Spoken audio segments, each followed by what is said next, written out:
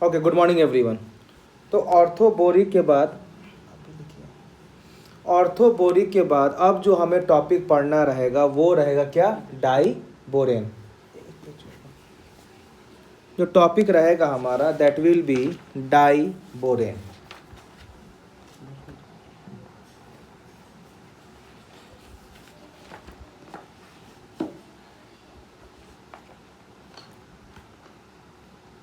Die का मतलब होता है टू, मतलब इसमें हमारा हो जाएगा जो BH3 है उसको हम 2 बार लेंगे, तभी इसका नाम पड़ा डाई बोरेन। तो इसका फार्मूला क्या हो जाएगा? ये हो जाएगा आपका B2H6। ये हो गया क्या हमारा? Diborane. अब देखिए, सबसे पहला पॉइंट हम क्या लिखते हैं कि जो ये डाई बोरेन क्या होता है? It is actually binary compounds of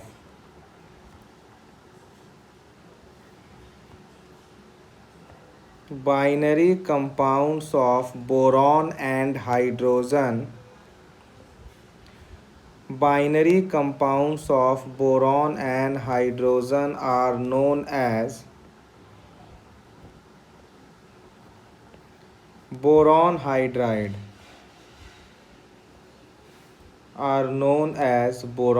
hydride, और इसी को हम क्या बोलते हैं? बोरेन। क्या बोलते हैं इसको? Either you can say boron hydride, और इसको क्या बोल सकते हो? बोरेन बोल सकते हो। फार्मूला क्या होता है इसका? B2H6। नेक्स्ट हम बात करते हैं कि ये कैसे बनता है। Next topic is my preparation of diborane. अगला हम जा रहे हैं बात करने क्या? Preparation.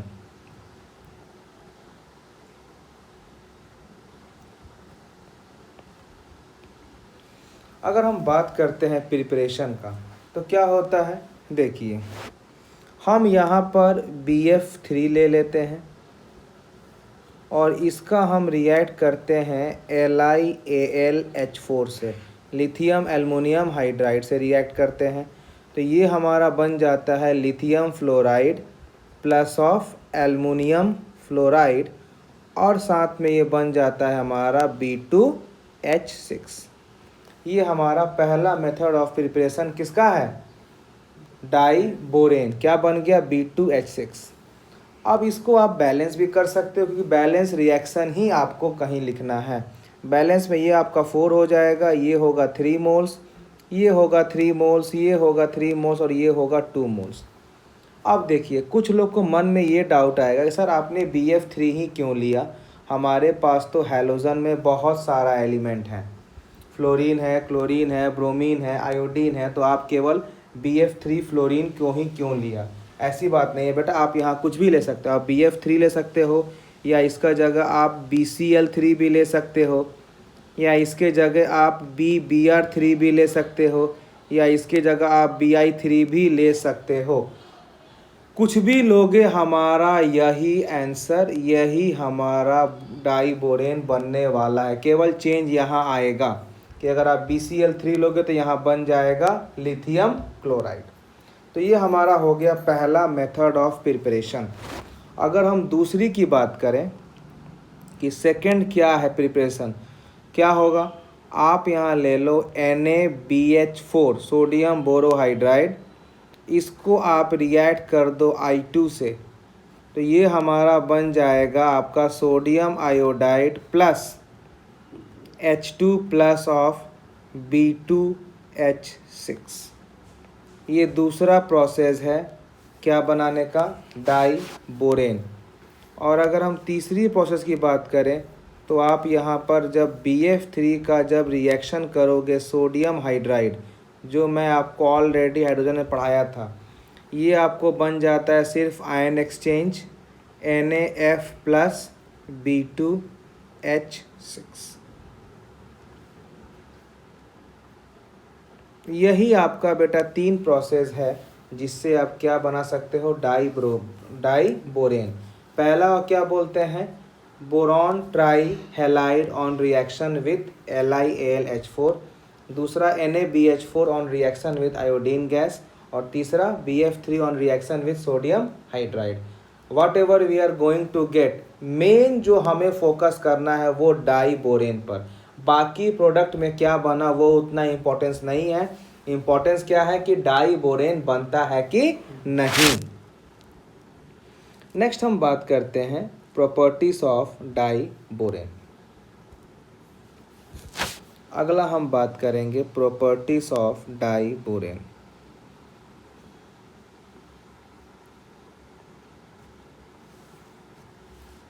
Properties of die borane.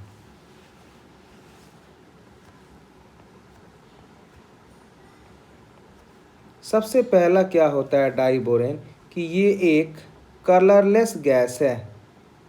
ये क्या है? ये एक हमारा कलरलेस गैस है। दूसरा, हाईली रिएक्टिव गैस। दूसरा क्या है? Highly reactive gas. तीसरा अगर हम बात करें तो जो इसका बॉइलिंग पॉइंट है it is approximately equal to 183 kelvin. Next अगर हम बात करें प्रॉपर्टीज़ का तो क्या होगा कि it catches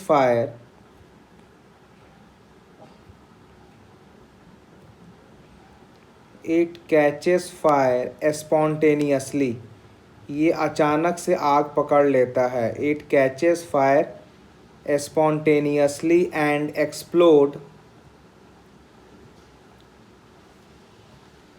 explode with O2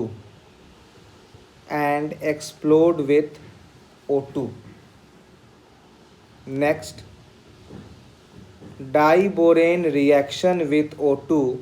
It means diborane. Its reaction with O2 is highly exothermic.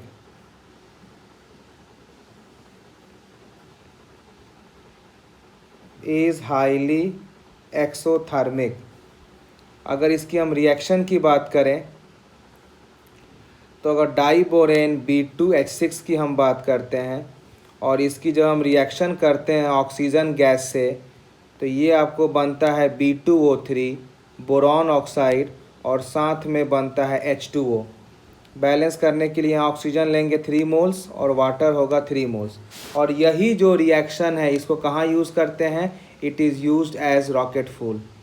Rocket fuel में यही रिएक्शन होता है, हाईली एक्सोथर्मिक।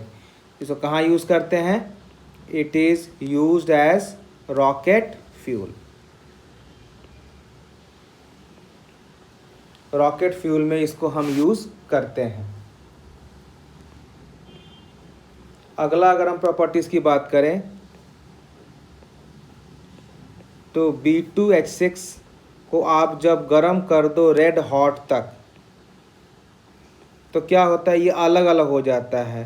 ये बोरॉन और हाइड्रोजन में सेपरेट कर जाता है। कब? जब इसको पूरा आप रेड हॉट तक गर्म कर दो। नेक्स्ट हम बात कर रहे हैं कि reaction with water is instantaneous. Reaction with water is instantaneous.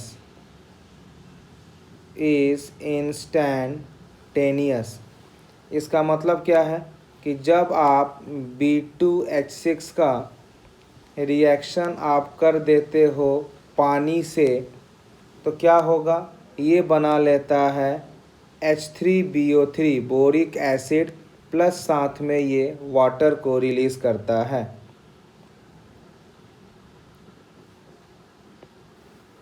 तो diborane when reacts with water it forms orthoboric acid plus of hydrogen gas. अगला जो बहुत इम्पोर्टेंट इसमें जो क्वेश्चन आता है बेटा इसका स्ट्रक्चर वेरी इम्पोर्टेंट। अगला जो प्रॉपर्टीज़ है properties number 8 it is very important structure.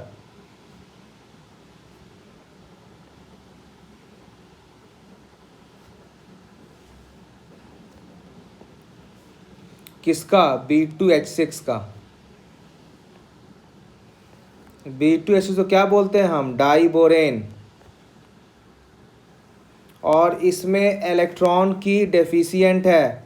It is electron deficient compound. Exam में क्वेश्चन आता है, याद रखिएगा।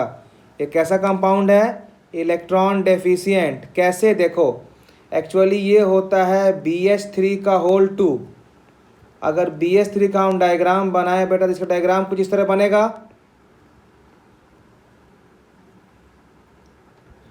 अब आपसे अगर हम ये पूछें कि BH3 मॉलिक्यूल्स में वैलेंस में कितने इलेक्ट्रॉन्स हैं, आपको पता है कि एक बॉन्ड में 2 इलेक्ट्रॉन होते हैं। इसके पास केवल 3 बॉन्ड है, यानी 1 2 3 4 5 6, मतलब इसके आउटर मोस्ट में 6 इलेक्ट्रॉन है। लीविस ने क्या बोला था कि अगर कोई भी मॉलिक्यूल्स अगर एग्जिस्ट करता है तो उसके आउटर मोस्ट में 8 इलेक्ट्रॉन होना चाहिए। इसके पास कितना है? 6 इलेक्ट्रॉन है। यही रीज़न है कि इसको हम क्या बोलते हैं? इलेक्ट्रॉन डेफिशिएंट, मीन्स इलेक्ट्रॉन की कमी है। आया समझ में? चलो अगला हम पहले इसका हम बनाएंगे डायग्राम, फिर हम समझेंगे इसमें क्या क्या चीज़ है। हम बात करते हैं BH3। देखिए ये B, 1H 2H 3H, फिर ले लो 1H 2H 3H। एक H हमारा ये है, एक H हमारा ये है, एक H हमारा ये है, एक H ये है, एक H ये है और एक H ये है। अब क्या होगा? बोरॉन के पास वैकेंट ऑर्बिटल होता है, तो क्या होगा? कभी हाइड्रोजन यहाँ आएगा, कभी हाइड्रोजन यहाँ आएगा। इस तरह से हमारा क्या बनता है? B2H6 का स्ट्रक्चर। मतलब जो हमारा बॉन्ड फ्लक्चुएट कर रहा है वो इस रीजन में फ्लक्चुएट कर रहा है, क्योंकि हाइड्रोजन तो एक ही बॉन्ड बनाएगा। तो कभी हाइड्रोजन हमारा यहाँ रहेगा तो कभी हाइड्रोजन हमारा यहाँ रहेगा।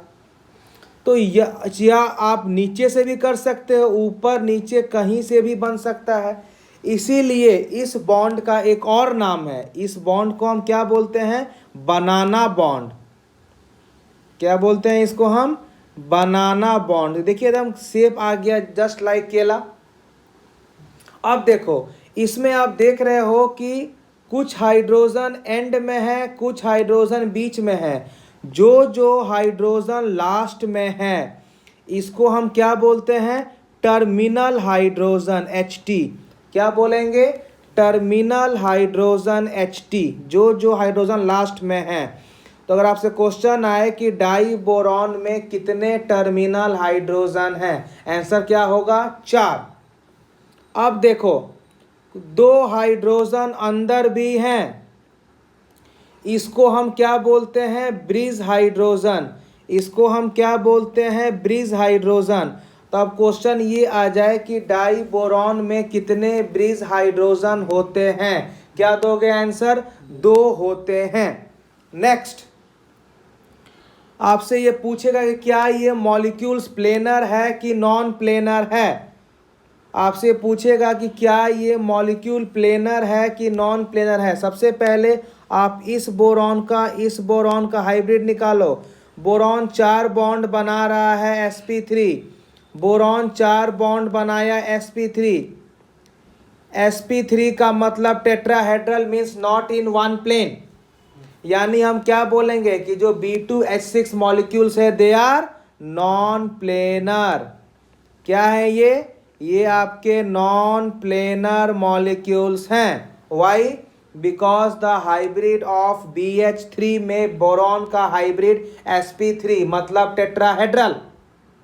अगला क्वेश्चन जो एग्जाम में आता है, क्या आता है अगला क्वेश्चन? कि how many centre electron it has. क्या पूछेगा? How many electron and centre it has. अब देखो इसका हम डायग्राम फिर से बनाएंगे। BH H H, BH H H, यही होगा। अब इसको हम लिखेंगे terminal hydrogen, terminal hydrogen, bridge hydrogen, bridge hydrogen, terminal hydrogen, terminal hydrogen. अब क्या होगा? आपका हाइड्रोजन तो एक ही बॉन्ड बनाएगा, चाहे हाइड्रोजन यहाँ हो या हाइड्रोजन यहाँ हो।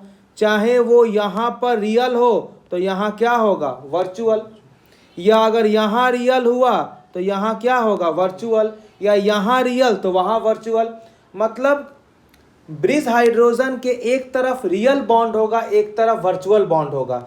तो एक्चुअली हम बात करें कि बॉन्ड कितने कितने बीच बन रहे हैं, जो भी आपका बॉन्ड बन रहा है ये बॉन्ड यही 3 एलिमेंट के बीच में बन रहा है। देख लो, जो हमने मार्क किया इसी 3 के बीच में बॉन्ड बन रहा है। अगर लेफ्ट में पूरा डार्क लाइन का बॉन्ड है जिसको रियल बोलो तो राइट में क्या, वर्चुअल होगा। Why, because hydrogen make only 1 bond.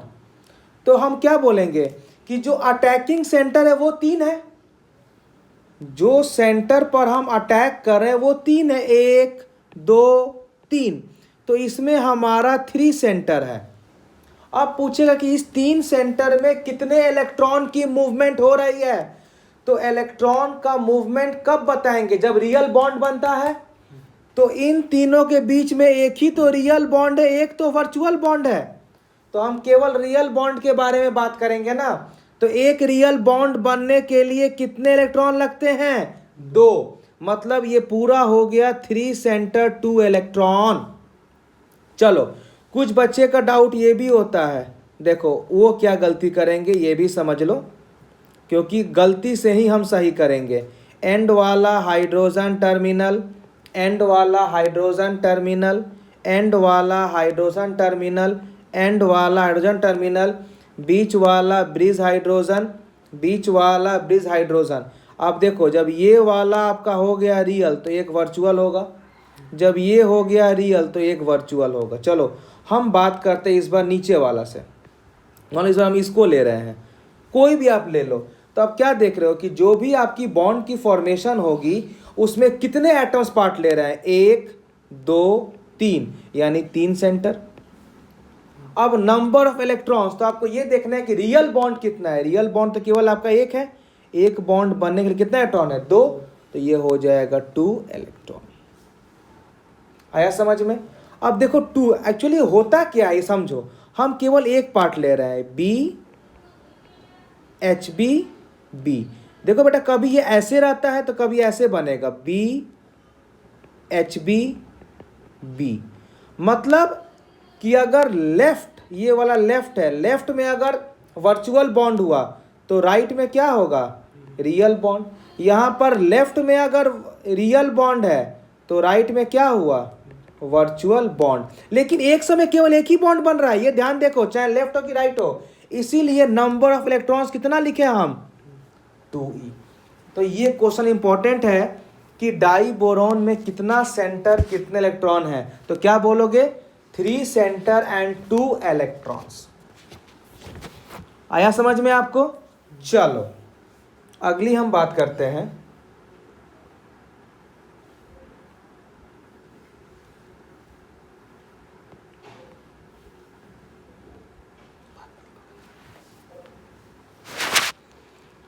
अगला हम बात कर रहे हैं कि ए small amines such as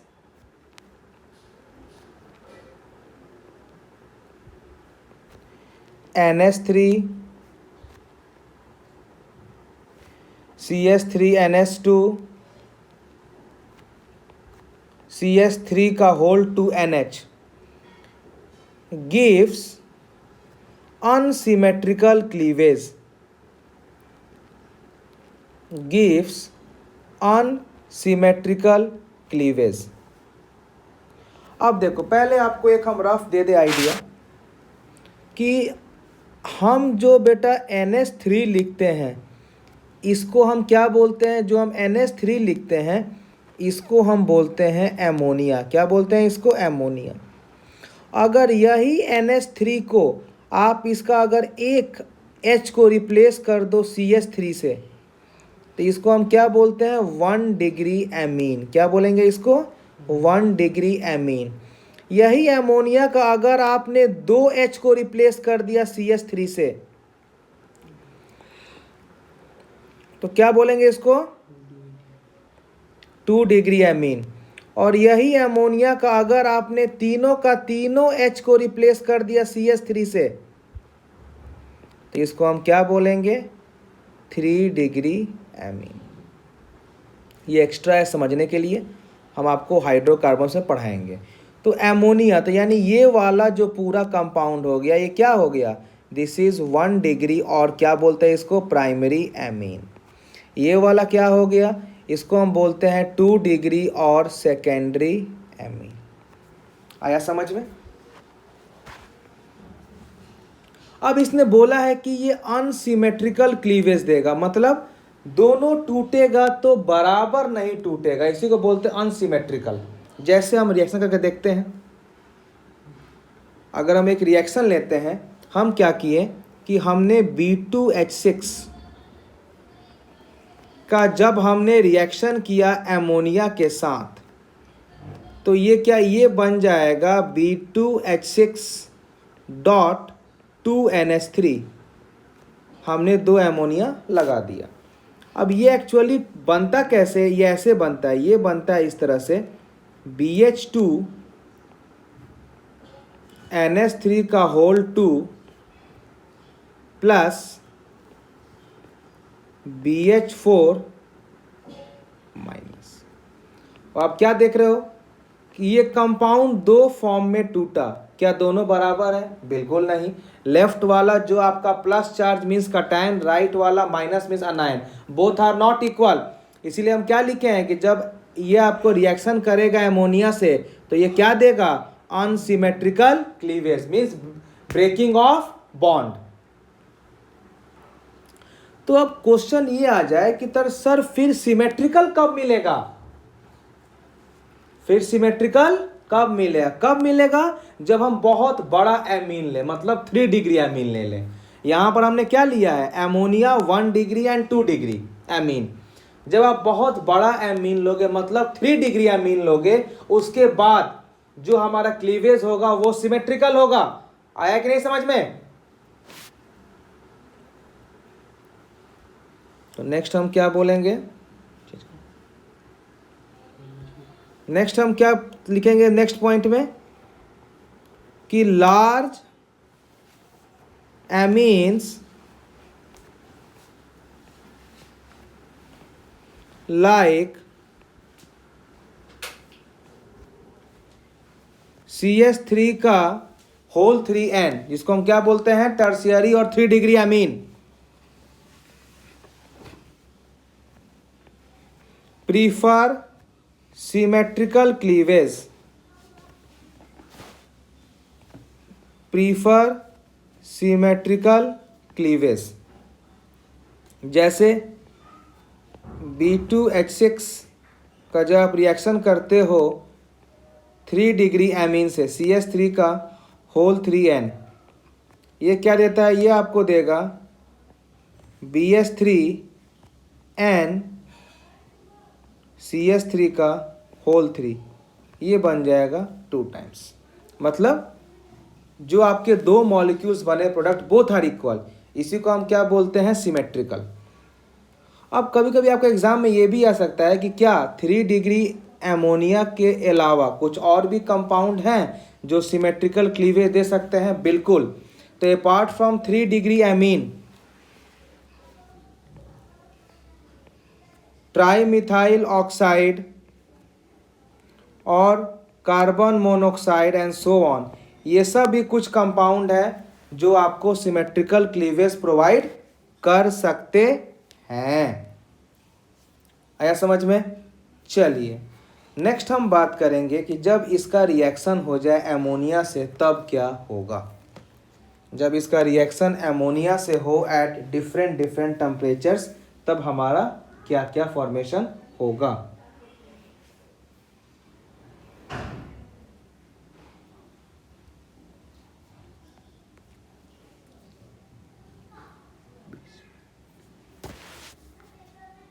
next हम बात करते हैं रिएक्शन विथ एमोनिया।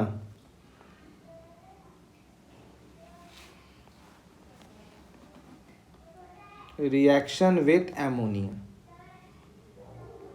अब देखिए बड़ा इंपॉर्टेंट है। जब ये एमोनिया से रिएक्ट करता है ना, तो ये डिपेंड करता है कि हमें कैसा टेम्परेचर दिया गया है, हाई टेम्परेचर दिया गया है कि लो दिया गया है कि मॉडरेट दिया गया है, इस पर बहुत ही डिपेंड करता है। मतलब टेम्परेचर इसमें ज़्यादा इम्पॉर्टेंट रोल प्ले करता है। जैसे अगर हम B2H6 का अगर हम रिएक्शन करते हैं NH3 के साथ और हमने टेम्परेचर ले लिया लो टेम्परेचर पर अगर हम रिएक्शन करवा रहे हैं तो ये हमारा बन जाता है क्या, B2H6.2NH3। और अभी आपको सिखाए थे कि जब भी B2H6 का रिएक्शन एमोनिया से होगा तो ये हमारा अनसिमेट्रिकल क्लीवेज देगा। अरे हाँ कि ना? तो इसको और हम क्या लिख सकते हैं, BH2NH3 का होल 2 प्लस BH4 माइनस, पहला। दूसरा, अगर हम यही रिएक्शन कर दिए एट हाई टेम्परेचर, किस पर कर दिए, हाई टेम्परेचर, जो टेम्परेचर हमारा 200 डिग्री सेल्सियस से ज़्यादा है, तो ये हमारा बन जाता है क्या, Bn। क्या बन जाएगा, Bn। और साथ में हाइड्रोजन गैस 6 मोल्स। अब इस Bn का बहुत एग्जाम में इम्पोर्टेंस है। इसका 3 नाम होता है जो आपको आना चाहिए। नाम इसका बहुत इम्पोर्टेंट है। सबसे पहले इसका नाम क्या होगा, बोरॉन नाइट्राइड, और इसको हम क्या बोल सकते हैं, इनऑर्गेनिक ग्रेफाइट। इसको हम क्या बोलेंगे, इनऑर्गेनिक ग्रेफाइट। और इसको हम क्या बोल सकते हैं, बोराजोन। ये भैया तीनों नाम याद रखिएगा, एग्जाम में क्वेश्चन आता है कि which of the following compound name is borazon, या इनऑर्गेनिक ग्रेफाइट, या बोरॉन नाइट्राइड। क्या आंसर होगा, Bn। अगला, अगर आप यही रिएक्शन करवा दिए 1:2 रेशियो और टेम्परेचर जो इसका है वो भी 200 डिग्री से ऊपर हो, 1:2 रेशियो मतलब जो आप इसमें B2H6 लोगे वो 1 मोल रहेगा 1, और जो आप इसमें एमोनिया लोगे वो 2 रहेगा। इसीलिए क्या लिखा है, 1:2 रेशियो। जब आप इसके साथ रिएक्शन करोगे तो ये आपको बन जाएगा B3N3H6। क्या बन जाएगा, B3N3H6। अब इसका भी नाम as well as diagram very very important for your exam. अब B3N3H6 का पहले नाम पता करो। इसको हम बोलते हैं बोराजीन। क्या बोलते हैं इसको, BORAZINE, बोराजीन। और इसको हम क्या बोलेंगे, बोराजोल, BORAZOL, बोराजोल। और इसको हम क्या बोलते हैं, इनऑर्गेनिक बेंजीन। क्या इसको हम बोलेंगे बेटा, इनऑर्गेनिक बेंजीन। तो वेरी इंपॉर्टेंट, एग्जाम में क्वेश्चन आ सकता है, which of the following compound is borazine और बोराजोल और इनऑर्गेनिक बेंजीन। अगला क्वेश्चन आएगा, इसका स्ट्रक्चर भी ड्रॉ करने को आता है। तो अगर इसका डायग्राम की हम बात करें, कैसे बनेगा, BN, फिर से B, फिर से BN। अल्टरनेट आपको Bn लेना है और साथ में 6 हाइड्रोजन, 1 2 3 4 5 6, साथ में आपका 6 हाइड्रोजन रहेगा। अब देखो, आपको पता है कि बोरॉन के पास वैकेंसी होता है, बोरॉन के पास वैकेंट ऑर्बिटल होता है, नाइट्रोजन के पास लोन पेयर होता है। तो क्या करेगा, नाइट्रोजन अपना लोन पेयर बी को देगा, ये अपना लोन पेयर इसको देगा, ये अपना लोन पेयर इसको देगा। अब ये नया डायग्राम कैसे बन जाएगा, ये कुछ इस तरह से बन जाएगा, देखो B N B N N B N, double bond double bond double bond, ये एच ये एच ये एच ये एच ये एच ये एच। अब आप क्या देख रहे हो कि नाइट्रोजन ने अपना लोन पेयर डोनेट किया बोरॉन के वैकेंट ऑर्बिटल में, तो जो अपना लोन पेयर लॉस करे उस पर चार्ज प्लस आएगा, यानी इस पर नाइट्रोजन पर चार्ज प्लस आएगा, ये भी किया इसके प्लस आएगा और ये भी किया इस पर प्लस आएगा। और बोरॉन ने इलेक्ट्रॉन को गेन किया, एक्सेप्ट किया, तो माइनस आएगा। तो बोरॉन पर चार्ज माइनस, बोरॉन पर चार्ज माइनस, बोरॉन पर चार्ज माइनस। तो ये बेटा हमारा हो गया structure of inorganic benzene B3N3H6। क्या हो गया, B3N3H6। नेक्स्ट हम बात करते हैं कि जब हम इनऑर्गेनिक बेंजीन B3N3H6 को जब हम रिएक्ट करते हैं वाटर के साथ, तो ये हमारा बन जाता है ammonia plus orthoboric acid H3BO3। ये क्या बन जाएगा, ये हमारा बन जाएगा एमोनिया प्लस ऑर्थोबोरिक एसिड। कब, जब हमारा इनऑर्गेनिक बेंजीन किससे रिएक्ट करेगा, एमोनिया से। बैलेंस रिएक्शन लिखना आपका धर्म है, इसको आप नहीं छोड़ सकते, नहीं तो नंबर दान करने में आप लोग माहिर है। नंबर दान नहीं करना, नंबर एग्जाम में लेकर आना है।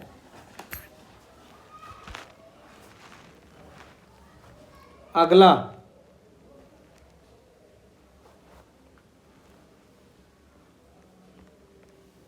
नेक्स्ट हम बात करते हैं हैलाइड्स ऑफ बोरॉन। नेक्स्ट हम बात करते हैं आपको हैलाइड्स ऑफ बोरॉन। बोरॉन के हैलाइड्स के बारे में हम बात करते हैं। आपने बोरॉन ले लिया और हैलोजन हमेशा मॉलिक्यूलर फॉर्म में होता है, ये आपको बन जाता है BX3। अगर आप बैलेंस करेंगे तो ये भी आपका 2 मोल्स आएगा, ये 3 मोल्स आएगा और ये आपका 2 मोल्स रहेगा। जो आप यहाँ पर X ले लोगे, it can be fluorine, it can be chlorine, it can be bromine, it can be iodine. तो जो आपका बनेगा BX3, it can be BF3, it can be BCl3, it can be BBr3, it can be BI3। Clear है। अब देखिए इसमें कभी कभी क्वेश्चन आता है, 2 क्वेश्चन, एक होता है बैक बॉन्डिंग, एक होता है लेविस एसिड कैरेक्टर, 2 चीज़ आता है। तो what is the meaning of back bonding, पहले थोड़ा समझते हैं बेटा कि बैक बॉन्डिंग होता क्या है। मान लीजिए हम बात करते हैं BF3 का, ये हमारा BF3 का एक मॉलिक्यूल्स है। अब क्या देख रहे हो कि फ्लोरीन के पास लोन पेयर है, फ्लोरीन के पास लोन पेयर है, फ्लोरीन के पास लोन पेयर है, और बी के पास क्या है, वैकेंट ऑर्बिटल्स है। तो क्या करेगा, फ्लोरीन अपना लोन पेयर बी को दे देगा। ऐसे फ्लोरीन अपना क्या करेगा, लोन पेयर बोरॉन को देगा। तो ये कैसे बन जाएगा, ये बनेगा B double bond F, single bond F, single bond F, और एफ पर चार्ज प्लस, बी पर चार्ज माइनस। अब आधे बच्चे को डाउट कि सर फ्लोरीन तो कभी इलेक्ट्रॉन किसी को देगा नहीं, ये तो सबसे हाईएस्ट इलेक्ट्रोनेगेटिव है, तो आपने कैसे इलेक्ट्रॉन दे दिया, और फ्लोरीन पर प्लस तो कभी होगा ही नहीं, क्योंकि ये हमेशा इलेक्ट्रॉन गेन करने के मूड में रहता है। बिल्कुल सही है, लेकिन बेटा याद रखना अगर किसी एलिमेंट को ऑक्टेट पूरा करना हो तो वो किसी हद तक जा सकता है। फ्लोरीन पर ऑल्दो पॉजिटिव चार्ज है लेकिन इसका ऑक्टेट कंप्लीट है। इसका क्यों? क्योंकि देखो दो बॉन्ड बनाया मतलब एक बॉन्ड में दो इलेक्ट्रॉन, तो दो बॉन्ड में 4 इलेक्ट्रॉन, इसका दो लोन पेयर भी तो है, यानी फ्लोरीन प्लस होते हुए ऑक्टेट पूरा है। इसीलिए इस कंडीशन में फ्लोरीन क्या है? स्टेबल है। और इसी को हम क्या बोलते हैं? Back bonding. मतलब एक के पास लोन पेयर ऑफ इलेक्ट्रॉन है और जिससे उसका बॉन्डिंग हुआ है उसके पास वैकेंट ऑर्बिटल है, तो वो अपना लोन पेयर जिस एलिमेंट से बॉन्ड हुआ है उसके वैकेंट ऑर्बिटल में लोन पेयर डोनेट कर सकता है। इसी को क्या बोलते हैं? Back bonding. अब आपका क्वेश्चन आएगा इसमें क्या कि ऐसे मान लीजिए आपको दिया गया है BF3 BCl3 BBr3 BI3, अगर ये दिया गया है और आपसे पूछा जा रहा है कि what is the extent of back bonding. Question पूछा गया एक्सटेंट ऑफ बैक बॉन्डिंग, मतलब किसमें बैक बॉन्डिंग ज़्यादा है, किसमें बैक बॉन्डिंग कम है। आपको इसको अरेंज करना है in the order of decreasing. सबसे अच्छा लॉजिक ये है कि अगर आप किसी भी मॉल से कपड़ा खरीदते हो तो हम कपड़े को ट्रायल क्यों करते हैं? What is the reason behind trial? Trial हम इसलिए करते हैं कि जो भी हम कपड़े का सैंपल लिए हैं वो मेरे में परफेक्ट फिटनेस आ रहा है कि नहीं। वही सेम चीज़ केमिस्ट्री में होता है। अगर सेम ऑर्बिटल हो तो ओवरलैपिंग बहुत बढ़िया होता है और अगर डिफरेंट ऑर्बिटल्स हो तो ओवरलैपिंग अच्छी तरह से नहीं होता है। तो हम परफेक्ट बॉन्ड कब बोलेंगे? जब एक दूसरे का ओवरलैपिंग बहुत अच्छी तरह से हो। और जैसे जैसे साइज का वेरिएशन आएगा वैसे वैसे क्या होगा? हमारा ओवरलैपिंग अच्छा नहीं होगा। फॉर एग्जाम्पल अगर मान लो मेरा जीन्स एक हाथी पहन ले तो उसको अच्छा लगेगा, या हाथी का हाफ पैंट हम पहन ले अच्छा लगेगा? नहीं। क्यों? क्योंकि साइज की वेरिएशंस हो गई। तो हमें क्या देखना है कि जितना साइज सेम होगा उतना बैक बॉन्डिंग अच्छा होगा, जितना साइज का वेरिएशन होगा उतना बैक बॉन्डिंग हमारा धीरे धीरे खराब होते जाएगा। हम बात करते हैं सबसे पहले, अगर हम बात करते हैं BF3 का, तो बोरॉन में क्या है? 2p होगा और फ्लोरीन का भी हमारा 2p, यानी 2p का ओवरलैपिंग होगा। अगर दूसरी की हम बात करें तो बोरॉन में 2p और क्लोरीन में हमारा हो जाएगा 3p का ओवरलैपिंग।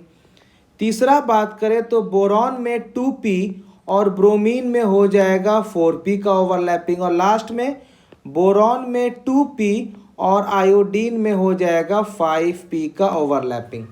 तो आप क्या देख रहे हो कि जैसे जैसे साइज बढ़ते जाएगा वैसे वैसे बैक बॉन्डिंग खराब होते जाएगा।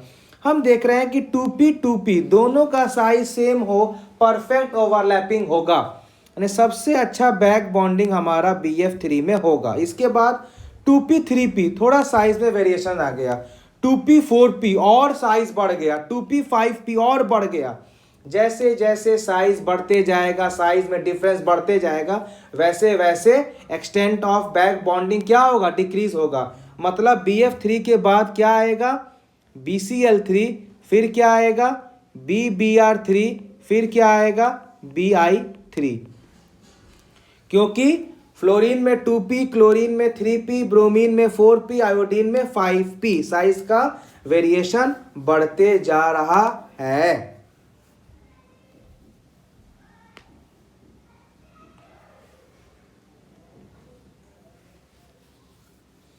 नेक्स्ट,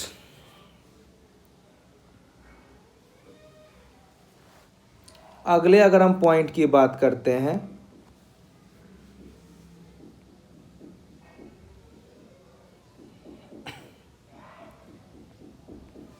अगर हम अगला पॉइंट की बात करते हैं तो BF3 undergoes partial hydrolysis. BF3 undergoes partial hydrolysis.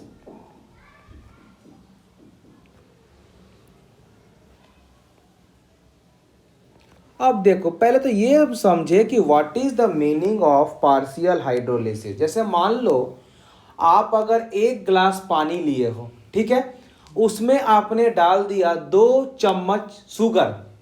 अगर वो शुगर उस पानी में पूरा डिसॉल्व हो गया तो उसको हम बोलते हैं कंप्लीट हाइड्रोलिसिस। और अगर वो शुगर थोड़ा डिसॉल्व हुआ तो उसको हम बोलते हैं पार्शियल हाइड्रोलिसिस। मतलब हमने जो पॉइंट लिखा कि BF3 अंडरगोस पार्शियल हाइड्रोलिसिस, मतलब कि कहीं ना कहीं हम अगर 1 मोल ले रहे हैं BF3 का तो डेफिनेटली 1 मोल से कुछ कम हाइड्रोलिसिस दिखाएगा ये। अगर आप 4 मोल लोगे तो 4 मोल से कम डिसॉल्व होगा। तो पार्शियल हाइड्रोलिसिस हमें रिएक्शन से पता चलेगा कि आपने कितना मोल BF3 लिया और कितना मोल डिसॉल्व हुआ। जितना मोल BF3 लिया अगर उतना पूरा मोल अगर पानी में डिसॉल्व हो गया तो उसे क्या बोलेंगे, कंप्लीट हाइड्रोलिसिस। लेकिन आपने जितना मोल BF3 लिया उससे अगर थोड़ा सा भी कम मोल डिसॉल्व हुआ उसे क्या बोलेंगे, पार्शियल हाइड्रोलिसिस। हम एग्जाम्पल के तौर पर इससे समझेंगे। देखिए, जैसे मान लीजिए आपने लिया BF3, इसको हम रिएक्ट किए वाटर के साथ, ये बन जाएगा BOH का होल 3 और साथ में बन जाएगा 3 मोल्स ऑफ HF। अब क्या होगा, फिर से जो आपका BF3 बचा हुआ है ये रिएक्ट करेगा HF से और ये बना देगा HBF4। ये क्या बना देगा, HBF4। हम रिएक्शन को बैलेंस करते हैं, ये भी 3 मोल, ये भी 3 मोल, ये भी 3 मोल। आप दोनों को जोड़ो। जब आप जोड़ोगे तो आप क्या देखोगे कि जब आप जा रहे हो जोड़ने तो ये HF कट गया। मेरा क्या बचा, 3 + 1 4 मोल्स ऑफ BF3 को जब आप पानी में डिसॉल्व कर रहे हो तो ये बन रहा है BOH का होल 3 + 3HB4F। तो आप क्या देख रहे हो यहाँ पर, समझने वाली बात क्या है कि आपने यहाँ पर 4 मोल BF3 लिया। कितना मोल BF3 लिया, आपने यहाँ पर 4 मोल BF3 ले रहा है, लेकिन केवल 1 मोल बोरिक एसिड बना। क्या देख रहे हो, 4 मोल BF3 लेने से केवल 1 मोल बोरिक एसिड बना। यानी क्या हुआ, अभी हम क्या बोले कि 4 मोल में 1 मोल बना, बाकी 3 मोल तो नहीं डिसॉल्व हुआ, इसीलिए हम क्या बोलते हैं, इट गोस पार्शियल हाइड्रोलिसिस। अगर हम 4 मोल BF3 लेते और 4 मोल हमारा बन जाता BOH का होल 3 तो हम क्या बोलते हैं, कंप्लीट हाइड्रोलिसिस। लेकिन आप क्या देख रहे हो कि यहाँ आपने 4 मोल BF3 लिया और यहाँ केवल 1 मोल क्या बना, बोरिक एसिड, इसीलिए इसको क्या बोलते हैं हम, पार्शियल हाइड्रोलिसिस। क्या बोलेंगे, पार्शियल हाइड्रोलिसिस। आया समझ में। अब आपके मन में फिर से एक डाउट आएगा, आपके मन में फिर से एक डाउट आएगा, सर ये खाली BF3 के लिए होता है क्या, मेरे पास तो हैलोजन में क्लोरीन भी है, ब्रोमीन भी है, आयोडीन भी है, बाकी। तो आइए हम बात करते हैं। देखिए बेटा, अगर हम बात करते हैं BCl3 के, या हम बात करते हैं BBr3 का, या हम बात करते हैं BI3 का, इसका जब हम सबको जब रिएक्ट करते हैं वाटर से